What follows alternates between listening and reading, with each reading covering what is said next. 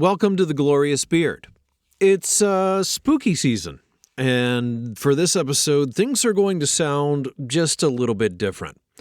Our own Joseph K. went and had a visit with Dusty Gannon from Vision Video, where they talked about everything from goth music to their love of cats. We're also going to have a look at the scientific fear of beards. Yes, such a thing does exist.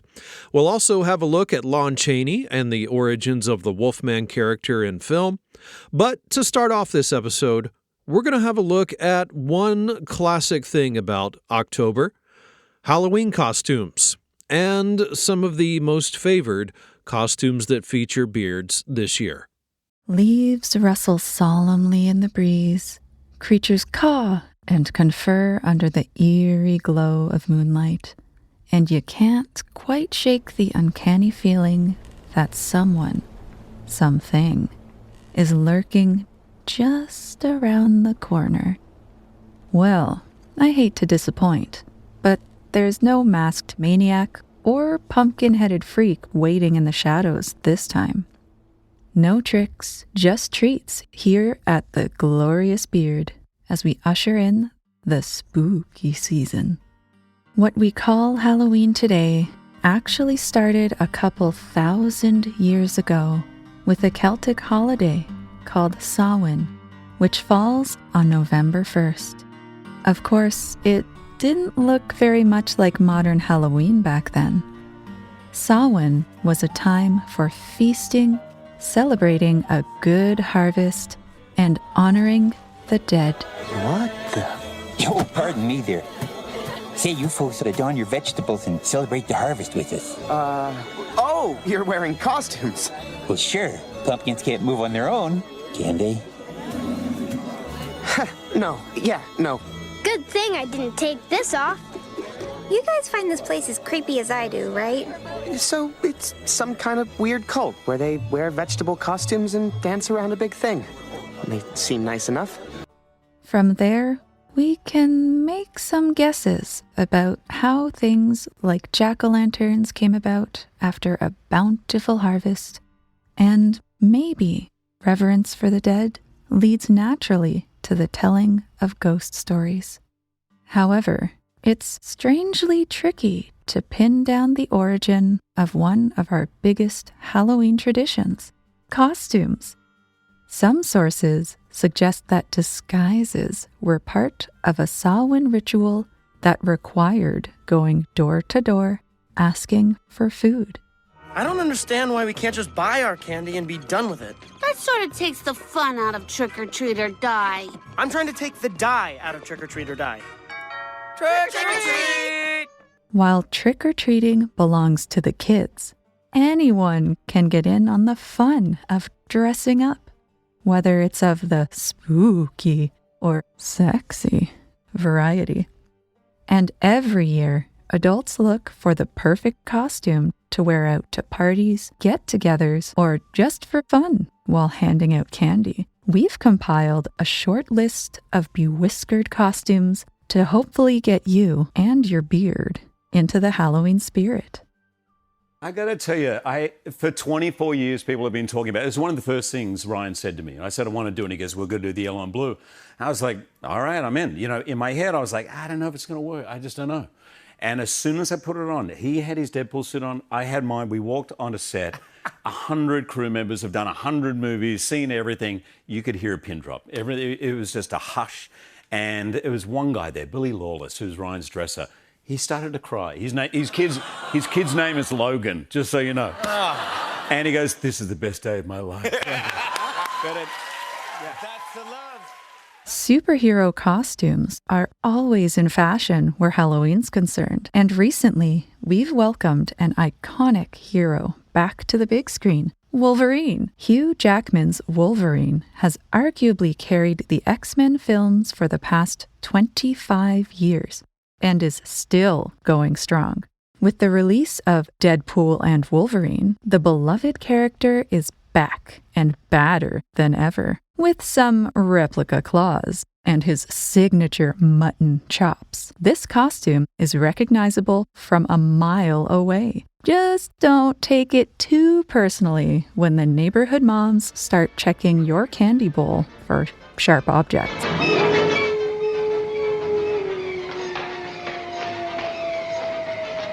you hear that, Mr. Twiddle? Of course I did. Otherwise, I'd be snug and warm in bed. Sounded like a wild animal. Might be some beast the gypsies left behind. If you're searching for something a little more classic, a little more monstrous, look no further. This past winter, Lee Wannell, writer of the original Saw, released his take on the iconic classic universal monster, the Wolfman. While his version is a bit played down and mangy, the original Wolfman, played by Lon Chaney Jr., is a fully fledged manimal with a thick, bushy beard to boot.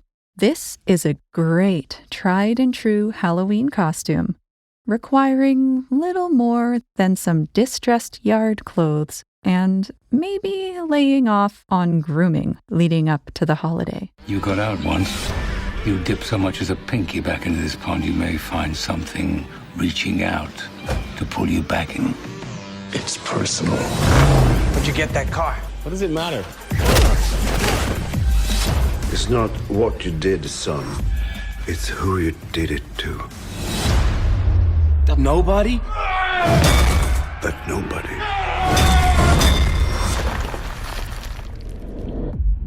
is John Wick. But maybe you like to keep things cleaned up, a little closer to the face, classy-like. The John Wick franchise has been going strong for over a decade now, and with its most recent installment, Ballerina, it's the perfect time to suit up. The suave simplicity of Wick's outfit, plus a neat, sculpted beard, makes this a great choice for anyone looking to keep it cool this Halloween season. Be careful where you parkour, though. Parents might have a bone to pick if local trick-or-treaters walk into the line of fire and end up karate chopped. Come on down to Safe Halloween tonight, starting at 5:30, Kern County Museum at Pioneer Village, and see some pirates. And you need candy? Christina's in that department right now. That's right. They've already opened up the doors, and we have a line of kids. There was just a whole line of kids that just entered Safe Halloween. We're going to be out here until 9 tonight. Stop by, get some candy. As you can see, some kids... Okay, some kids want the candy more than others. No matter what you do this Halloween season, or how you celebrate it, remember to be safe and take care of each other out there. And hey, maybe consider throwing a beard onto a carved pumpkin or plastic skeleton this time around. Whether you like to go all out ghoulish or keep things cozy this All Hallows Eve, here at the Glorious Beard, we're wishing you a very scary Halloween.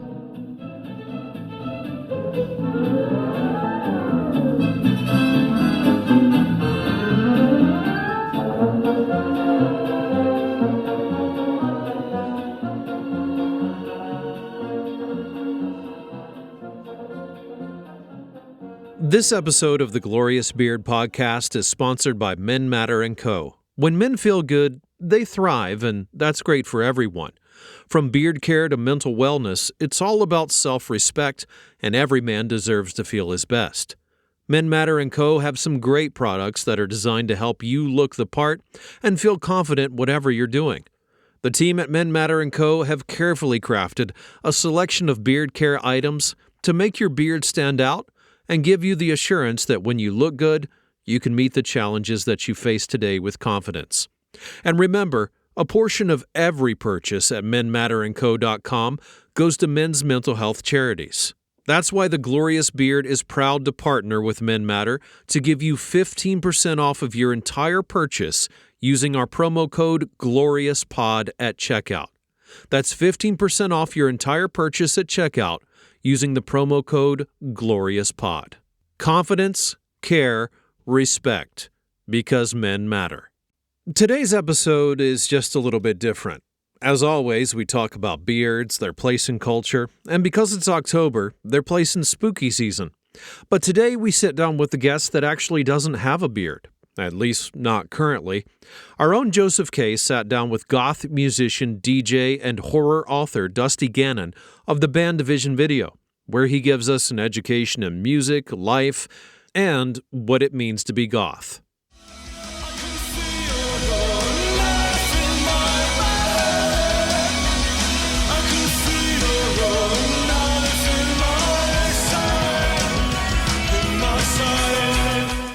As I arrived to talk to Dusty, I will admit I was nervous. I don't have a lot of experience hobnobbing with people I admire so much. But I got to the meeting location, and he was there already, greeted me with a smile, and we immediately started talking. And much like me, it was clear from the beginning just how much goth music and the goth subculture meant to him for most of his life. I asked him about his experiences from early life with goth music, and it comforted me to know that we had similar experiences with the scene. You know, I found this stuff when I was probably 13, 14.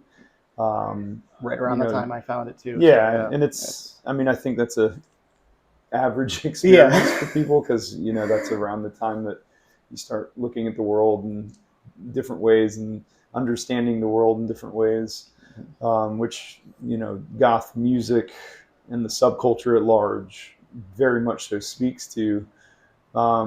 And I mean, to be honest, I think it's really evolved for me, like over the years, which as anything good and nuanced does. You know, when I first found it, it was just kind of this subversive, dark, you know, sort of explorative, inquisitive thing that didn't have a lot of shape and form to me. It was just like spooky music and like dark aesthetic and that kind of stuff. And I think it still embodies a lot of that for me, but it's a lot more definitive in the way that I view it now. It has been said that in goth, we don't all listen to the exact same music or wear our hair the exact same way, but we are all wearing the exact same boots. This is a unique cliche that refers to Doc Martens, the brand of boots goths are accustomed to seeing each other wear. As I looked at Dusty's feet and noticed the Docs we were both wearing, I settled in and smiled, and he regaled me with more tales of the evolution of goth and how the scene has changed for him since his teenage years growing up in rural Georgia. You know, and that evolved over, you know, literally decades now of interacting with it on different levels. Because when I found the music and the subculture at large as a teenager, I was growing up in like rural Georgia where I couldn't interact with it in a social manner. It was very much so me in my bedroom in very rural Georgia, like watching movies, listening to the music, playing music, and just sort of being in this little bubble. And then when I, you know, eventually moved out of my parents' home, you know, around 17, and I started going to like goth nights in Atlanta because we didn't really have any in Athens where I lived at the time. You know, understanding that it's a much more tangible social scene, and that the subculture itself is like is a very like important aspect of like many people's lives. To me now, I think it's one of those things where, you know, I think that there is a lot of questioning of like what goth is or isn't, and there always has been that. It's always existed. Of course. But I think like the identity of the subculture itself is really like starting to like firm and create that like essential form. Something y'all might not know out there about goths. There's a reputation in our community for being exclusive. We tend to stick together. We have our own club nights, and a lot of us have a reputation for keeping to ourselves. I discussed this reputation for exclusivity with Dusty, and while he agreed this is where the scene was at one time, he also believes there have been great strides made with new, younger generations in the scene. We talked about his experiences as a young man coming up, and how he sees things now, both from the stage and interactions with his fans. But when I was growing up into it, it was very cliquey and very like extremely. You know, yeah, it's like, and I think back in especially say like probably the early or the late 90s and early 2000s and kind of maybe up towards the 2010s, goth has always been like kind of a niche thing, and it's not really been until like recently that it's had a kind of proliferation. Right. And I think when a lot of those people were seeing newcomers, the gatekeeping was probably out of defense mechanism, because it's like, we need to make sure you're like actually in on this and not just like sort of somebody fetishizing women or femme presenting people, especially, or like somebody that's just sort of like a tourist to them, who wants to dabble but not actually participate. Exactly. And I mean, I feel like most of the kids now that are finding it and getting into it, they're way more open to it being a thing and being bigger, and they're not as concerned about, you know, oh well, they don't look like this and they don't do this, so they're not with us. Like, I mean, not to say it doesn't exist, it definitely does, but it's noticeably less. You know, but I mean, I mean, I'm also operating from my shows, my like purview of the world of goth through what we do with it. So maybe our fans are just really kind-hearted and cool people on average. Goth music is a blend of a few different genres of music. Dusty's music falls mostly into the post-punk genre. Post-punk is a genre of music that came about after the punk movement and was born from a wave of musicians playing music that experimented with punk elements and changed them to make a different, more unique, kind of danceable sound. But unlike early punk, which had a very distinctive countercultural movement attached to it and embraced the term, early goth musicians often refused to identify as goth or even associate themselves with the goth subculture at all. I talked with Dusty about the reasons for this, and he had some eye-opening responses. There was this very formed concept of like what punk rock was, what it stood for, and you know, that community really like latched onto those ideas early on. Whereas with goth, it's sort of a nebulous, ephemeral thing, and it just really does. It never intended to even be a thing. You know, nobody was running around saying this is goth. Right. Andrew Eldridge says this isn't goth. Right. I mean, right. And most of the people that are kind of first wave kind of rebuked the phrase or the name. Right. So yeah, to me, it's you know, I think it's really changing a lot, and even now, and nowadays. Whereas I used to be more of like a purist when I was a teenager. You know, I had like very staunch definitions of like what goth music was or whatever.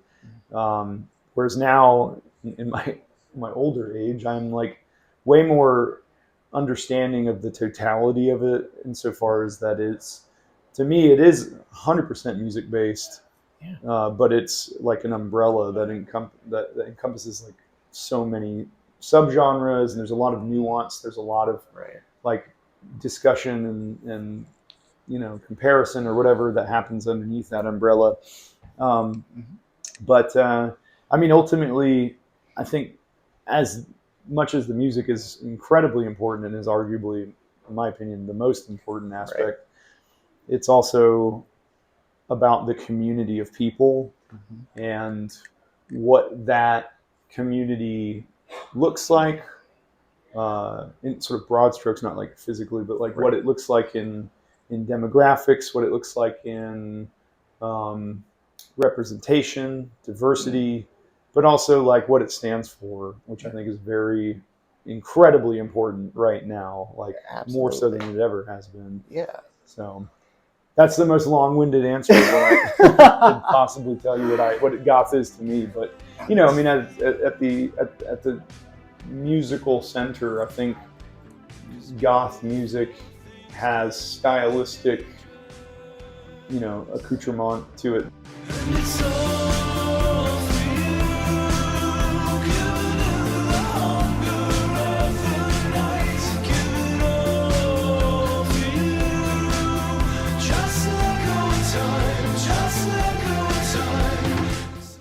Goth music and the subculture that's attached to it are an unusual and rich tapestry. When we return, Dusty and Joe talk a bit about getting a good education in goth music, his musical influences, and how he lives with music. Stay tuned. This is The Glorious Beard. Fingers touch those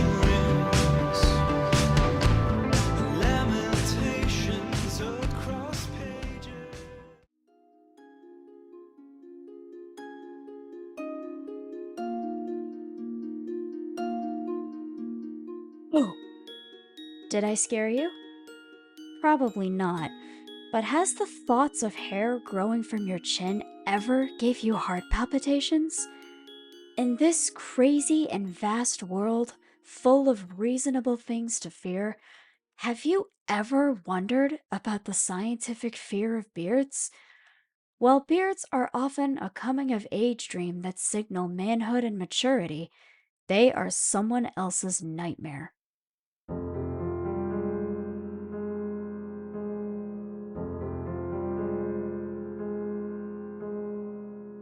The technical term for the fear of beards is pognophobia.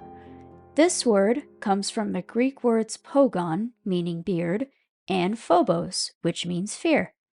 The term was first discovered and used around the 1850s in David Smith's publication of The Covenator, a religious periodical by the Reformed Presbyterian Church. The writers of this issue used the scientific word while making fun of the Jesuits, a group of people within the church.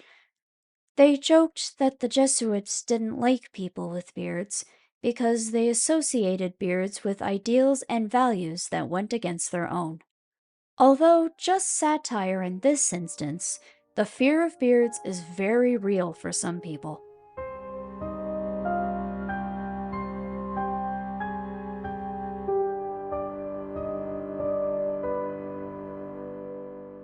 This phobia can be activated by looking at a beard or even just the mention of one. The fear of beards causes anxiety, making people avoid beards or bearded people. There are different levels to which people with this phobia may fear beards. It can range from mild discomfort to full-blown trauma. But don't get confused. The fear of beards is different from beardism, which is essentially just beard discrimination, which we don't do around here. Most fears, including this one, usually suggest an underlying anxiety disorder, according to scientists. At the moment, there isn't enough data on how many people have this fear. People can be scared of anything. Spiders, heights, cheese. For you, it's beards. The thing is, they're everywhere right now. Come on, Cyril. What is it about beards that's got you so spooked? You know, what's going on back there? I don't go outside anymore. I do my shopping at 11 at night on Tuesday just to avoid people. That's pretty extreme. While some fears are embedded and innate in our nature, most fears are learned, such as public speaking, spiders, snakes, all the good stuff. The fear of beards is likely developed in one of two ways. A traumatic experience as a child with a bearded person, causing them to permanently associate beards with danger, or someone was raised to view beards negatively, whether through their family, culture, or otherwise. Even some media can unknowingly portray and paint bearded individuals often as the villains. This is quite the contrast, as there are many societies that celebrate and encourage beard growing back in history as well as modern day. The people who have this phobia have an extreme fear of facial hair. They would go to any extent to avoid people who have facial hair because they associate it with poverty or homelessness. People with pogonophobia would avoid barbershops and hair salons like it's the plague. They would even avoid certain Christmas holiday shopping, like going to the mall in case someone there is wearing a Santa costume. If a person saw someone with a goatee or mustache, they would immediately break out in a cold sweat, feel dizzy and lightheaded, and would even start to tremble and shake. However, there is some good news. The fear of beards can be overcome through therapy and time. Therapy methods such as exposure therapy, cognitive behavioral therapy, counseling, and the aid of certain medications can help one defeat their fear of beards, unlocking a new demographic of wonderful people with glorious beards.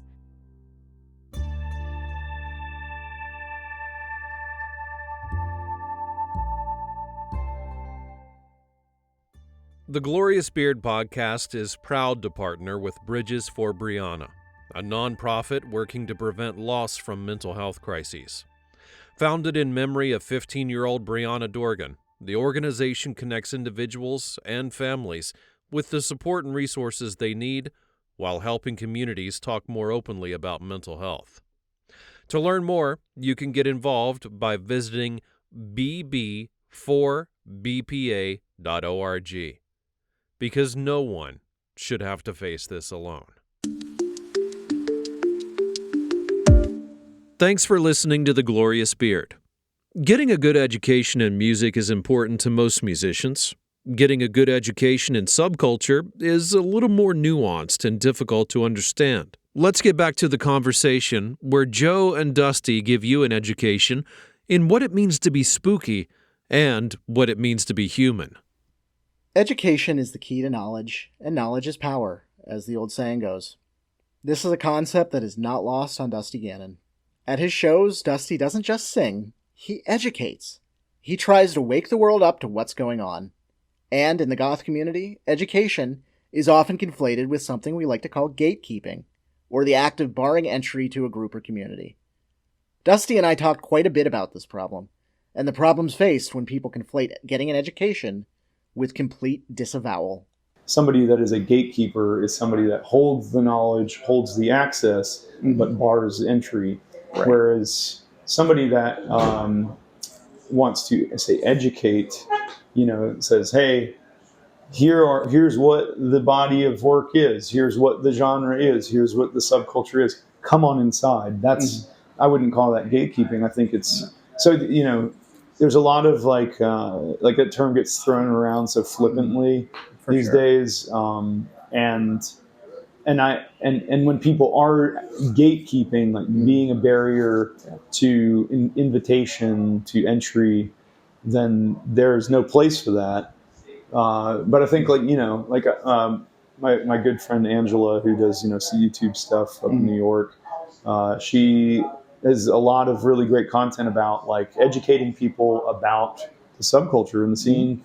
And she's very open about like, hey, here's like what goth music is. Here's what the subculture looks like. This is how you participate. Right. But a lot of people will say like, oh, she's a gatekeeper because she has a more defined concept of like what goth music is or isn't. Right. Because it's important to have some level of form, so it's not just this void. Like, because dark aesthetic is a permeable thing throughout different subcultures, like metal,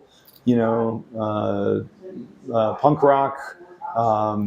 There's so many different like genres or subcultural things that have latched onto like a gothy aesthetic, and so a lot of people mistake those things. So anyway, but. Like, I think the goth subculture has been notorious, especially in the past. I don't find it as much. All communities have their oddballs and square pegs. People that just don't or wouldn't fit into any other communities. And say what you will about goths, that we're depressed all the time, we're unfriendly, we dress weird, etc. But the truth is, as much as we get pegged for misfits and malcontents who are more concerned with keeping the group small and protecting an aesthetic, the community now is led by a lot of loving, welcoming, and accepting people. People like Dusty Gannon. Dusty and I, as we continued our discussion on what it means to be a member of a community, talked about his role in inviting and welcoming new community members. Yeah, I don't know. I DJ a goth night, and like we try really hard. There's 4 of us that DJ that in Athens, and we try really hard to like be open and inviting and welcoming. Like every time we do a goth night, when I'm not DJing, I'll be out in the crowd and I'll just say hi to people that I don't recognize or I haven't met. Right. Because it's not a huge, we get like 100 to 150 people, once a month. And it's really nice because you can tell that people like value that, and it's inviting. But I don't know. I think with the, like I said, the proliferation of the subculture in the past, like especially 5-6 years, goth has, in my opinion, become way more ubiquitous in like pop culture. Wednesday and like all these, goth adjacent, like or like insofar as this aesthetic, Right. you know, and a lot of these shows are using like Susie and the Banshees or whatever, and like Cure had their first #1 album in 2023. there you go, or yeah. So it's 2024, it's definitely on some level of an upswing. Yeah. And it's like the goth pendulum. It's always back and forth. Like in 5 years, nobody will care, right? Other than the people that are really like into it. But yeah. I mean, I think there's sort of a happy medium of like the elder goth folk have to be like a gentle and understanding, but also like somewhat confident and firm guidance of like, hey, this is what it is, this is what it is not, and like don't worry about it too much. Like just have fun and enjoy yourself. Dusty Gannon is currently the lead singer of the band Vision Video. Vision Video has become widely recognized online, and with nearly 200,000 Instagram followers at the time of writing, they are steadily becoming one of the more prominent bands in the goth music scene. Their sound is very unique, and as we talk more, I really wanted to get into the sound of Vision Video. Dusty had some really great stories about his music and how he draws inspiration.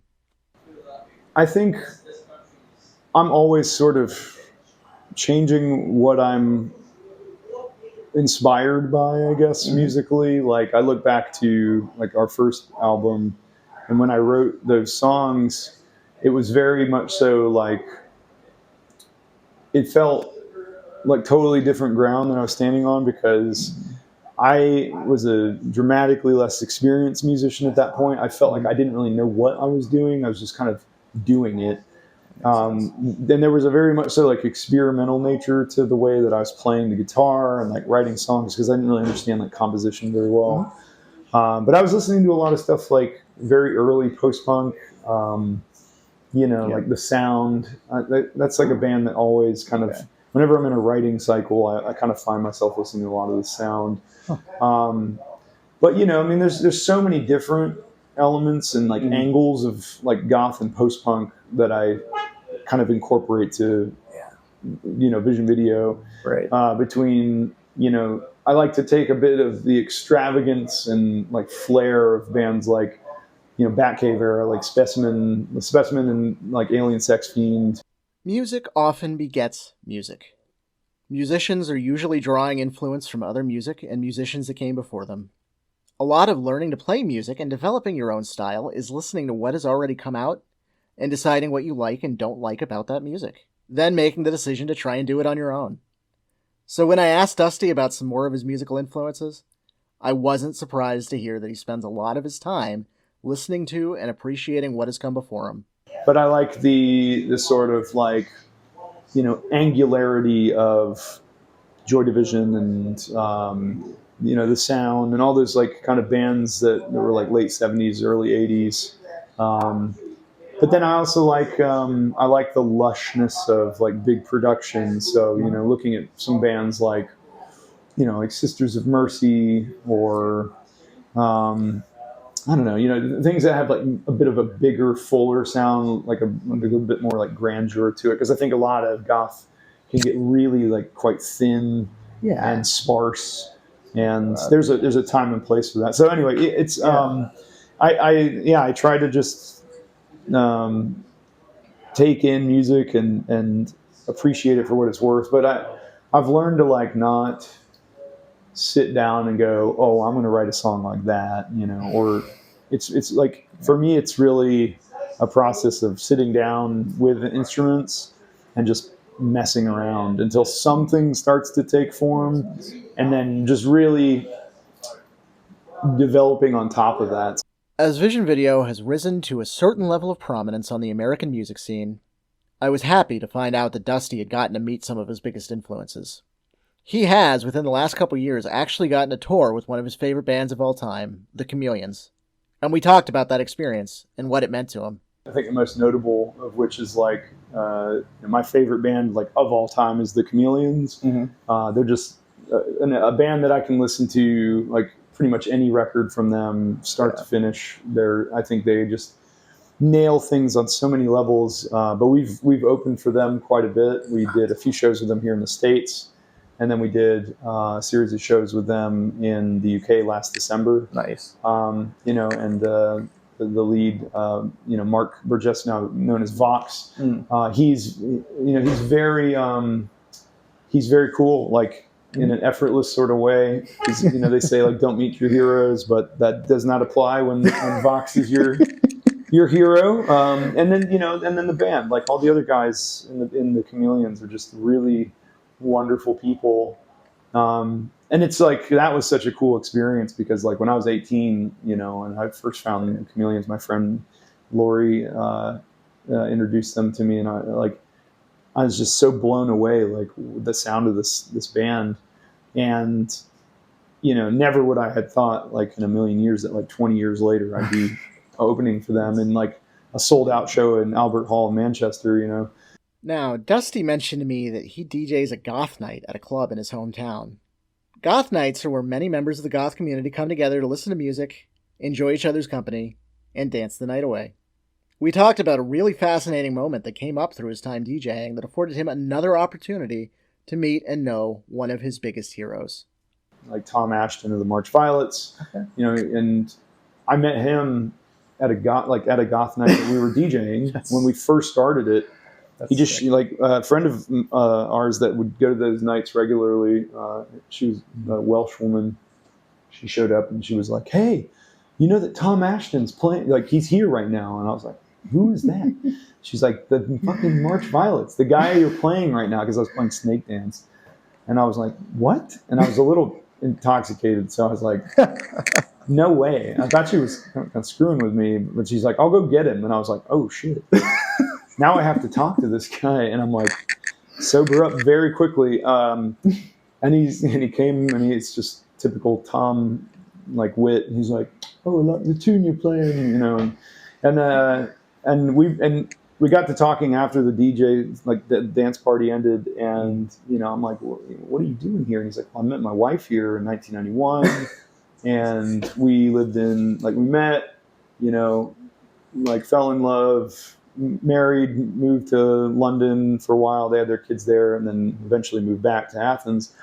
And he was just, producing at the time. I think he was kind of vaguely working on some of the new stuff for the March Violets. But I was like, we became really fast friends. It was really cool. Like, it's one of those things where you meet somebody and you're just like kindred spirits immediately. And but he's like, "Hey, do you play music? Like, you're obviously a fan, DJing." And he's like, "I liked your set, and all the things you played." And I was like, "Yeah, I'm working on this thing." It didn't even have a name at that point, and it was just at that point it was just Jason, the original drummer, and I. Nobody else had even joined yet. I was like, "Yeah, I'm kind of working on these songs, and they're kind of goth, post-punk. It's an amalgam. I don't really know what it is exactly yet." And he's like, "Well, if you ever want to do demos, or if you get to recording," he's like, "I'd love to maybe work with you." So we, it all fell into proper form with him doing the first 2 records at his studio. And yeah, I mean, Tom's toured with us for a bit, and he's just like a really wonderful person, and he is the kind of guy that in my opinion, his guitar work on, all of the March Violets is some of the most amazing guitar. It's so cool. It's so rock and roll. It's got this really gritty kind of punk stab into goth, and I love that. I really, really enjoy it.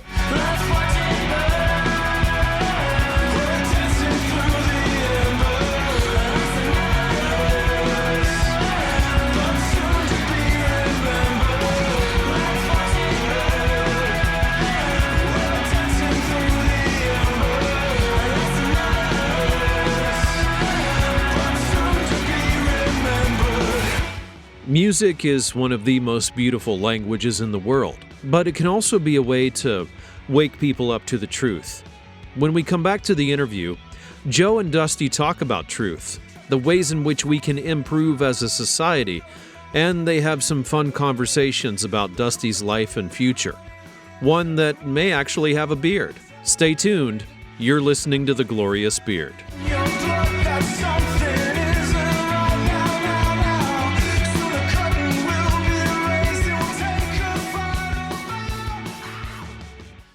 Thanks for listening to the Glorious Beard podcast. You can find us online at thegloriousbeard.com. During the spooky season of Halloween, a lot of people have traditions, and oftentimes that can be watching classic films about monsters and cryptids and all sorts of things. So, this month on The Glorious Beard, we thought it would be great to pay tribute to one of the best and most iconic, Lon Chaney, and his legendary character of the Wolfman. Universal Studios' The Wolfman is one of the oldest films featuring werewolves, and a huge inspiration to horror films after it. It's a classic story. Larry Talbot, a mild-mannered man, is subject to the curse of lycanthropy. While a gentleman during the day, he becomes a monster in the moonlight. While the story and Lon Chaney Jr.'s amazing performance make the movie unforgettable, what makes it legendary is the Wolfman's signature appearance, his glorious beard. Although Lon Chaney may be the man behind the monster, the man behind his makeup is Jack Pierce, a phenomenal yet relatively unknown makeup artist, also known for designing both Frankenstein's monster and the Mummy's classic looks. His effects in The Wolfman were not his first efforts at werewolf makeup though. 6 years earlier, in 1935, Universal produced Werewolf of London, a lycanthropic tale somewhat similar to its contemporary. For that movie, Pierce's expertly crafted anthropomorphic makeup was rejected for a more minimalistic look. His beard was shaved down to the edges of his jaw instead of appearing wildly on his cheeks and chin. While the film received critical acclaim at the time, it would not hold up to the legendary standards of The Wolfman.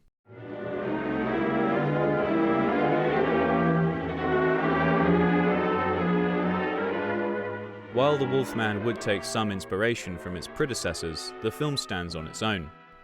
As said before, Lon Chaney Jr.'s character Larry Talbot is bitten by a werewolf, turning him from calm and collected to monstrous. This monstrosity is in part due to his appearance. The Wolfman's look was achieved through the use of fake teeth, rubber prosthetics, numerous wigs, and thousands of small yak hairs applied individually. Now that is a beard to remember.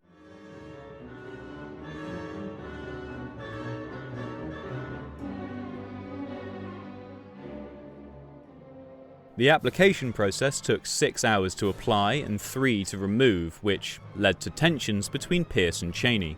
Chaney is quoted as saying, "What gets me is, after work when I'm all hot and itchy and tired, I've still got to sit in that chair for 45 minutes, while Pierce just about kills me, ripping off the stuff he put on me in the morning." This feud was not intense enough to stop Universal from keeping Chaney's Wolfman alive across their cinematic universe.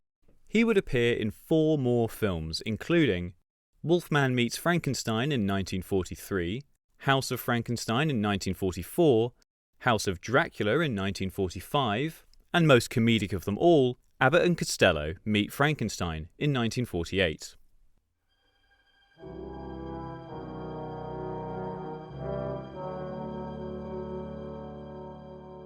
The second installment, Wolfman Meets Frankenstein, would go on to add the classic full moon transformation rule, as well as give another look into the iconic live-action transformation. Chaney would have to shoot scenes for minutes at a time before blocking his position and returning to makeup for more application. The process of shooting transformation scenes could take up to 21 hours. The Wolfman would go on to spark modern adaptations like Joe Johnston's The Wolfman in 2010 and most recently The Wolfman in 2025. It would also inspire the classic horror film American Werewolf in London. You can even see pieces of Pierce's design in the 1985 comedy Teen Wolf. Michael J. Fox's flowing beard harkens back to the wild yak hairs. The legacy carried on the back of The Wolfman is incredibly important to the terrifying films to follow. The Wolfman's glorious beard will surely go down as one of the most important looks in horror history.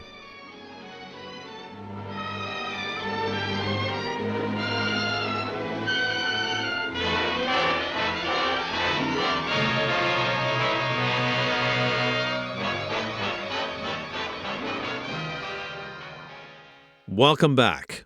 Music is not only the act of listening, enjoying, or even dancing and singing along. It's a way to look at the world, to convey the feelings that you may not have a vehicle to express otherwise. The conversation between Dusty and Joe today often dealt with this other side to Dusty's music, because not only is he a musician and author, but he's also an activist. Okay, so I knew coming into this conversation with Dusty that there was one thing we'd connect on immediately. This world, especially the United States, is in a bit of a bleak state. Dusty Gannon regularly posts to his Instagram about things he feels the world needs to improve upon, and it's one of the main reasons I personally have become so fascinated with his music and its message. So when I asked him, what can the world do to improve and change, it came as no surprise to me that he gave me a deeply thoughtful response. I mean, in the most, direct, immediate sense, just getting off of your phone and going out and, to the world and talking to people. Because, one thing that's really interesting about touring is that, we're this, goth rock band. We get in this van and we drive all over the country and we're all over the world. And when we stop at a truck stop or whatever, coffee shop, wherever you go, right, you meet people all the time, and they're just people. There's no and we all make assumptions about each other based on our aesthetic or whatever. Right. You can infer a lot by looking at me and just be like, well, I can figure you're probably like this, whatever. Right. But I try, every interaction that I have with people, it's you're just some guy or some woman or whatever, and you have a lot of really fun, kind of pleasant interactions out on the road with just everyday people. Right. And I think that the powers that be invest a lot of money and infrastructure into keeping us very divided, very polarized and proselytized into modalities of thinking, and that's just not ever good. It's never good to be so divided in the way that we are in this country. So I think the number one thing I'd say is just talk to people with dignity and respect, and if somebody doesn't afford you the same, then just walk away. The United States has seen more than its fair share of derision. 6 of the last 8 presidential elections have been decided by razor-thin margins.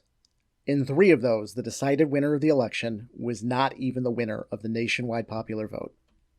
The divided nature of this country is evident everywhere you walk and in everything we do, as long as you know where and how to look.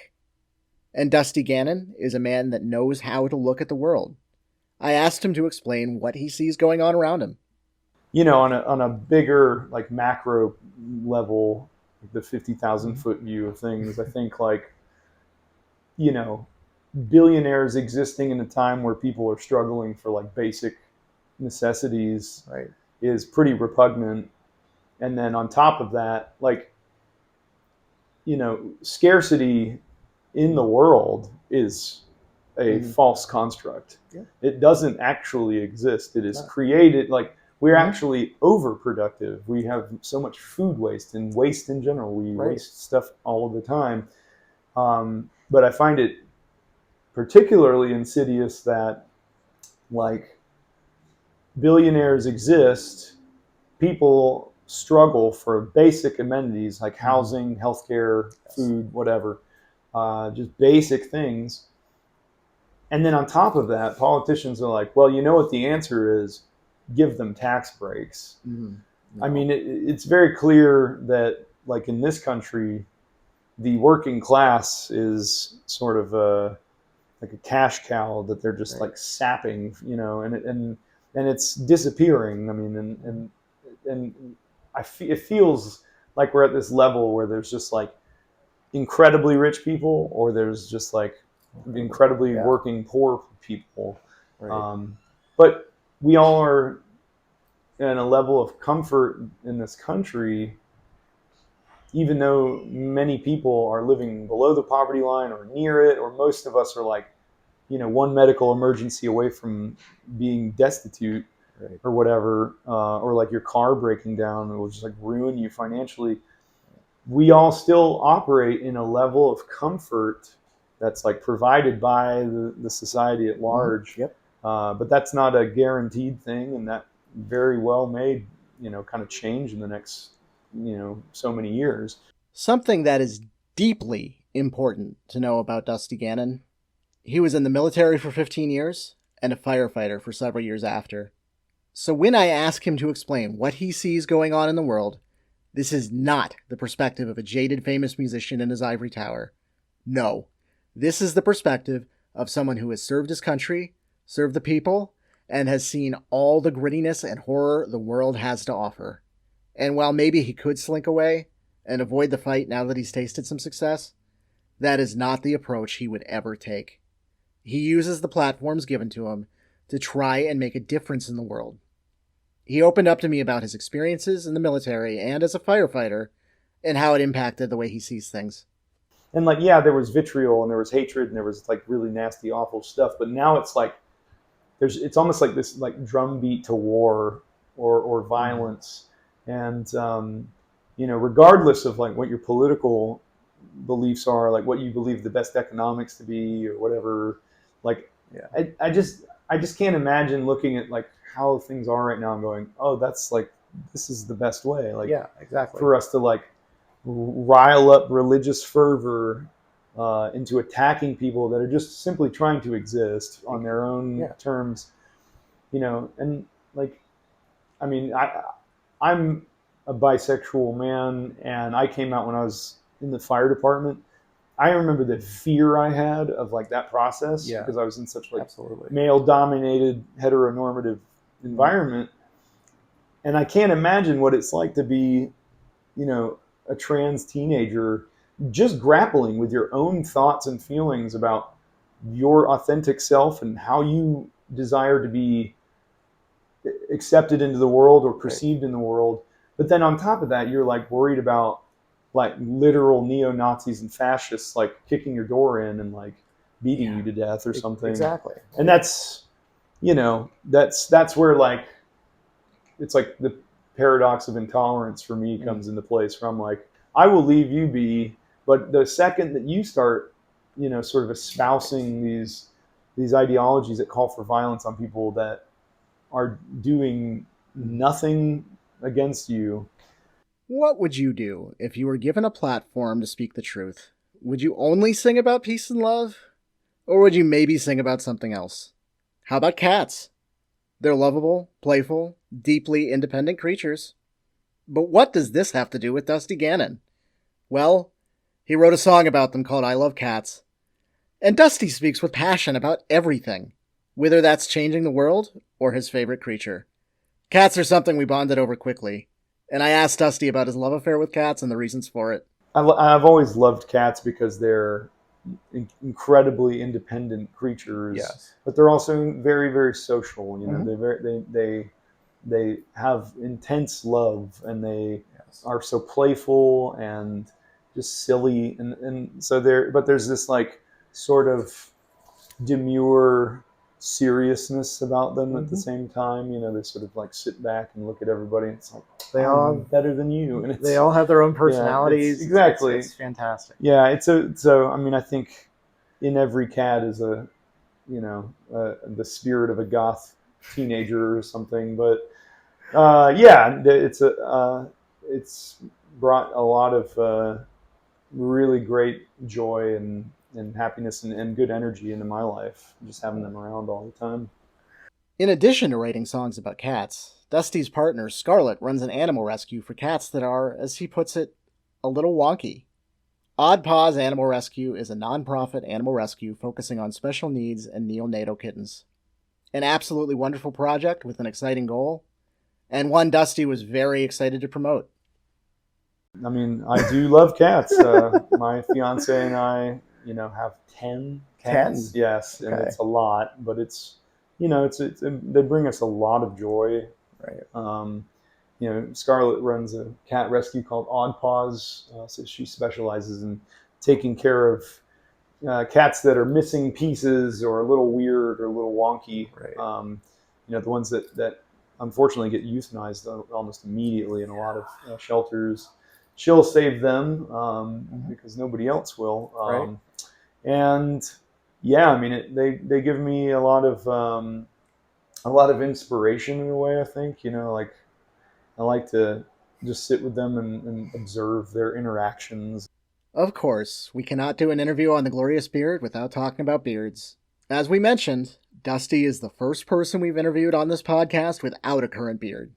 However, he has grown one before, when he retired from the military. This is a very common occurrence, and we've talked about it at length on this podcast. Veterans who grow a retirement beard when they're discharged. And Dusty was no different. I've had one, yeah. I've had like a proper one, like only really once in my life, I think. That was like right after I left the Army in I left the active Army, and I traveled for like 3 months. Right. And I just was so, like, because I had to shave every day in the Army, so I was just like, I'm just not going to do this for a while. And yeah, I mean, I just traveled all through China and Japan, Australia, New Zealand, and just had the best time. But yeah, it was kind of weird. Like, I came back and I was like, this isn't for me. Goth music and spooky season go together like Edgar Allan Poe and his countless personal tragedies. And, while Dusty doesn't currently have a beard, he's certainly not opposed to growing one again. I asked him what his future plans were and if there was a beard in his future. It's definitely something he's thought about and has a delightful vision for. In these final moments of the conversation, as we talked about beards, I knew I had certainly met someone who shared my sense of humor. And a common dream. I'm not opposed to it. I kind of like see myself as this, like, if I make it into my 60s or 70s, I see myself as this like Gandalfian like cat dad that just lives in like a creepy haunted house and just like freaks out the neighborhood kids. Dusty Gannon has a lot of passion, a lot of fire, and a lot of heart. He cares deeply for the goth subculture, the people in it, and the world at large. He's led an absolutely remarkable and interesting life. As I left my conversation with Dusty, it was clear to me this was someone who had changed my life and worldview for the better. A thoughtful and caring human being that understands the world in a way that makes him vocally and proudly stand up for what he believes in. And, while he doesn't currently have a glorious beard, what he does have is a clear vision of and for the future.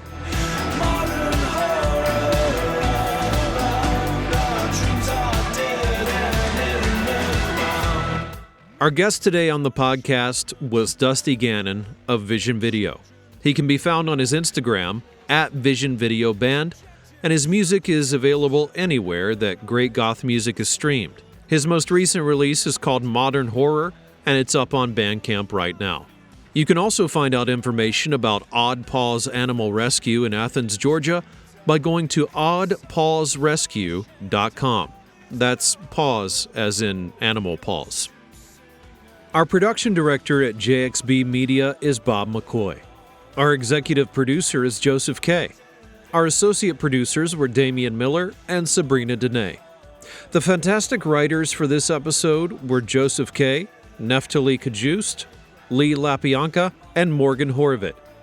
The people who made this episode sound really amazing in the editing room consisted of Sam Vega, Alex Hoy, Jade Wessner, and Bob McCoy.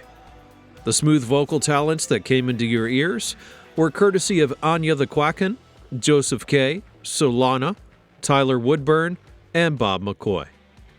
Our production assistants on The Glorious Beard are Kaylin Graff and Jade Wessner. Our story editor is Joseph Kay. Our assistant story editor is Morgan Horvit. Our social editing team, led by Sabrina Dene, makes some really great things, and you should check out their excellent work on our Instagram and our YouTube by searching The Glorious Beard. The Glorious Beard is a production of JXB Media, a subsidiary of Top Secret Television Productions. Be sure to like and share and subscribe and follow and whatever else your podcast platform allows you to do. And also, find us online at thegloriousbeard.com. Thanks for listening, and we'll see you next time.